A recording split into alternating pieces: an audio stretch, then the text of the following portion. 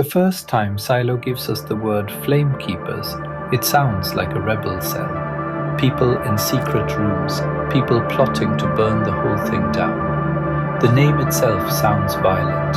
Keepers of fire, torchbearers, the last spark of an uprising. But Gloria does not describe soldiers.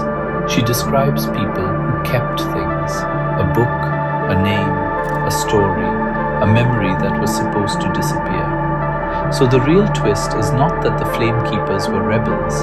The twist is that remembering had become the rebellion. The Silo was not only trying to stop people from opening the door, it was trying to stop the past from having descendants.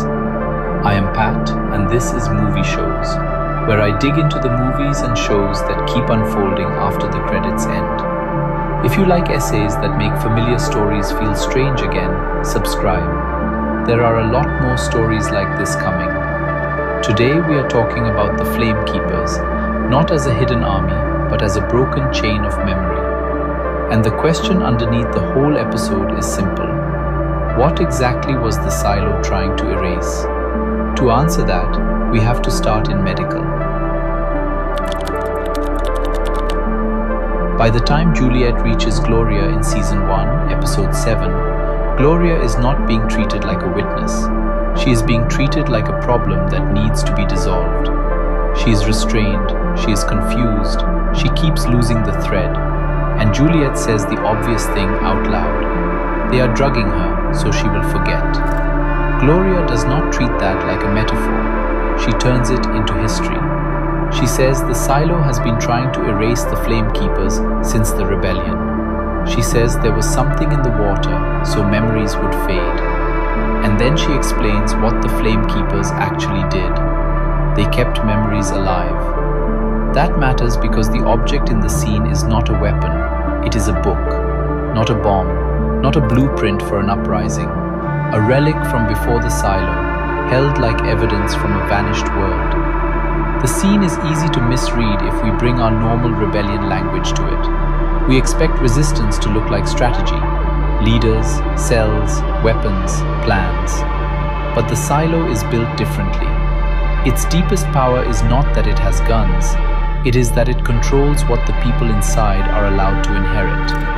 If the only history you are allowed to touch is the official history, then a book becomes dangerous.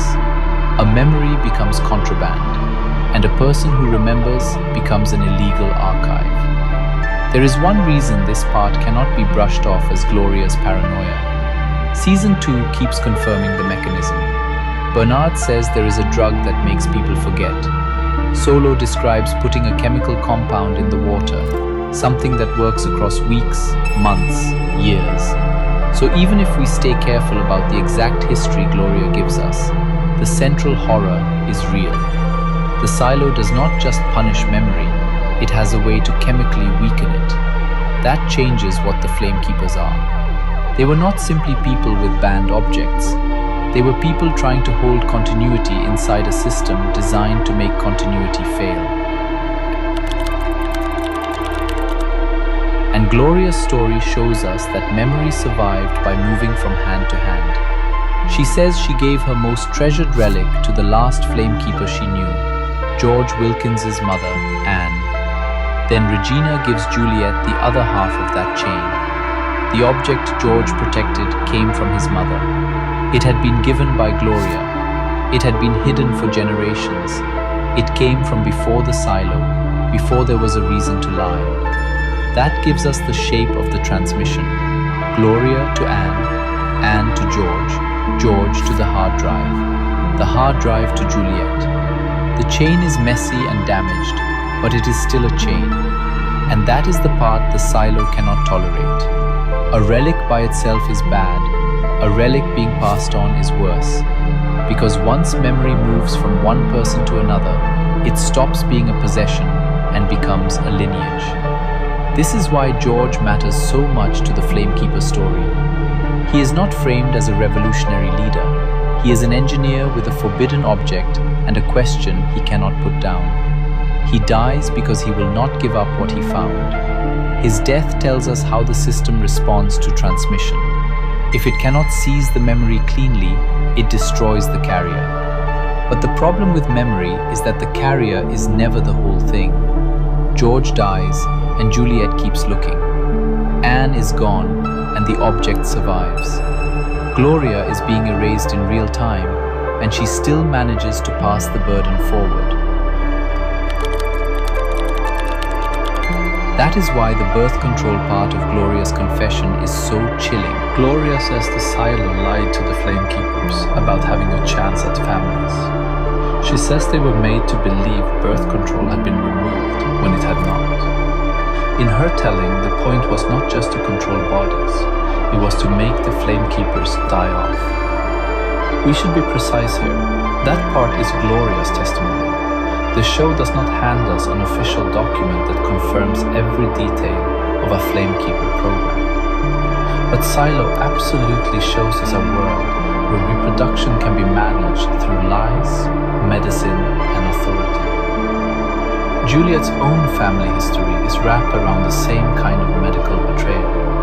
A procedure people are told has one meaning, while the system quietly gives it another. So Gloria's accusation fits the larger logic of the show. If memory travels through people, then controlling family lines becomes a way of controlling memory. You do not have to burn every book if you can make sure the people who know why the books matter have no one to teach. That is the move that makes the Flamekeepers more tragic than a normal rebel group. The Silo is not only trying to defeat them, it is trying to prevent them from having a future. And then there is Hanna, Nichols. Juliet's mother is not introduced as a card-carrying Flamekeeper. Gloria does not turn her into a formal member of a secret organization.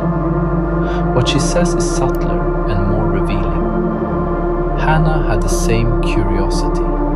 She was one of their own in spirit. That phrase matters. It tells us the Flamekeepers are not only a group, they are also a type of person. People who notice that the official story has edges. People who keep asking why the world is built this way.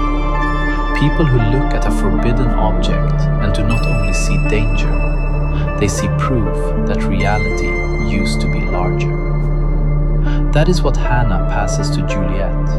Not a full explanation, not a manual, a disposition. The inability to leave the crack alone. This is why the Silo is more afraid of curiosity than anger. Anger can burn out. Curiosity keeps making connections. It turns one forbidden object into a pattern, one suspicious death into a question, one old book into a map of what has been removed. And once Juliet has that kind of curiosity, surveillance becomes fragile. There is a telling moment when Juliet covers the camera in her room with flowers. The surveillance room reacts immediately. The problem is not just that she blocked their view. The problem is that she knows there is a view to block. Invisible control depends on remaining invisible. Once Juliet knows she is being watched, she can change how she moves. She can hide evidence. She can choose what the system sees. And more importantly, she can start imagining the shape of the system behind the walls. That is the beginning of forbidden memory too. Not just remembering the past, but remembering that the present is being managed. The Silo's panic makes sense if you read the Flamekeepers as a transmission problem. Juliet is not dangerous only because of what she knows. She is dangerous because she can give that knowledge to someone else.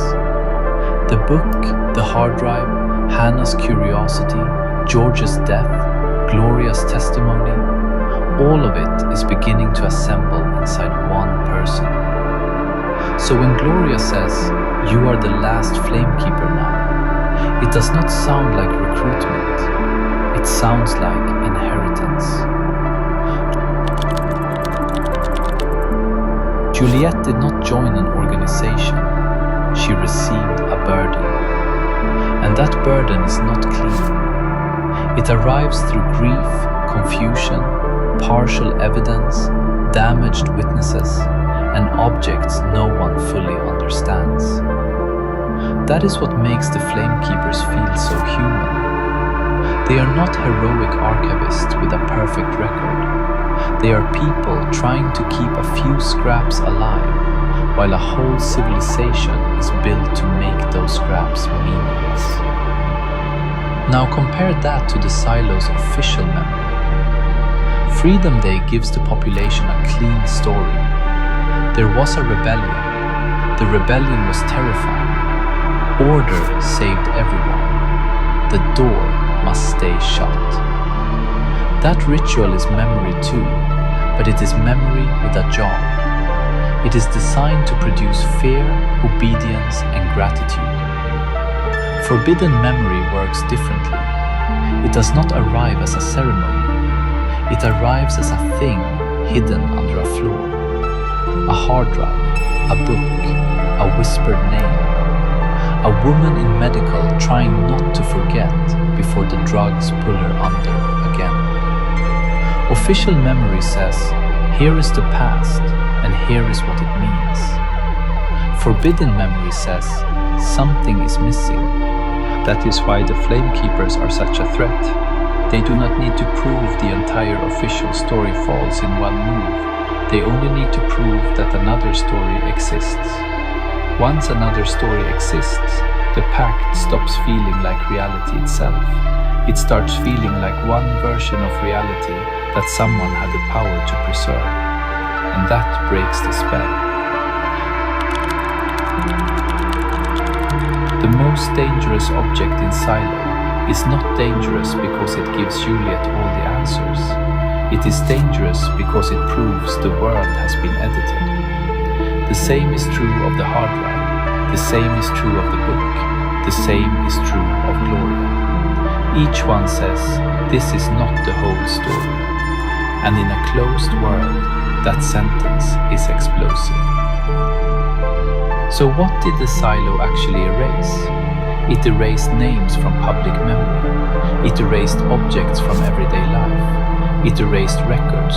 It erased families, at least according to Gloria's account. It erased the possibility that children would inherit a world larger than the one printed in the pact. But it did not erase the impulse to know. That impulse keeps slipping through. It slips through Hanna Nichols. It slips through George. It slips through Gloria, even when her mind is being attacked. And finally, it slips into Juliet, who carries it farther than anyone expected. That is the real answer to the title. The Flamekeepers are not rebels. They are descendants, not necessarily by blood, by memory. They are the proof that the past can survive without permission. In a book, in a hard drive, in a mother's curiosity, in a question a daughter cannot stop asking. And that is what Silo was trying to erase. Not a faction, not a conspiracy.